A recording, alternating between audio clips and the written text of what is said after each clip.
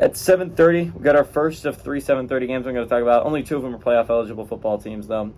We got Michigan State, who's 3-6. Travel number 1, Ohio State, who's 9-0. Ohio State favored by 31.5 points on NBC. Noah Kim for the Sparties has gone 91 of 160, throwing for 1,090 yards, 6 touchdowns, 6 interceptions. Nathan Carter on the ground has had 156 carries for 659 yards and 4 touchdowns. And Monterey Foster Jr. has had 33 catches for 436 yards and 2 touchdowns. Kyle McCord's gone 167 to 257, thrown for 2,352 yards, 17 touchdowns to 4 interceptions.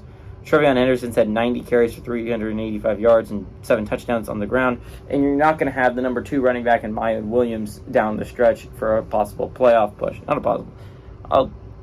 You're in the position to make the playoffs, but you're not going to have your number 2 running back. Chip Trayanum has really got to step up. Marvin Harrison Jr. has had 82 catches for 914 yards, 10 touchdowns. No worries about Marvin. He's playing tremendous football. Ohio State's 36-15 against Michigan State all time. Last 7 games have gone to Ohio State from 2016 to 2022. And Ohio State is 4-0 under Ryan Day against Michigan State. Michigan State's a bad football team. They won a big one last week. They did. They beat a solid Nebraska squad to keep any chances of bowl game hopes alive, but let's be honest, they're not great if you're Michigan State. In 2 of your last 3 games, you play Ohio State and Penn State.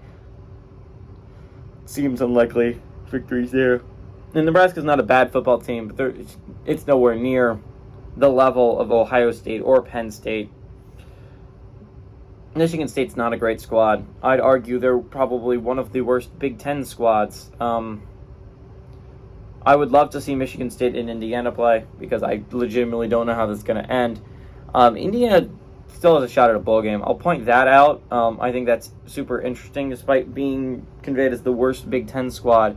They beat a solid Wisconsin team last week, and they don't have the hardest stretch to go down to get to bowl eligibility. Sure, they have to win 3 in a row, but Illinois isn't a super great football team, and neither is Michigan State. Those are winnable football team games if you're Indiana, but we got off traffic. Michigan State's not reaching a bowl game. Ohio State's a very good football team. This is an Ohio State team that I think can compete for a national championship this year. The quarterback play isn't great, but the defense more than makes up for it. This is a really great Ohio State team. I think this is the number 1 team in the country, at least resume-wise right now. We can make that debate if Georgia beats Ole Miss this week and if Penn State loses to Michigan this week. But I still think this is the best.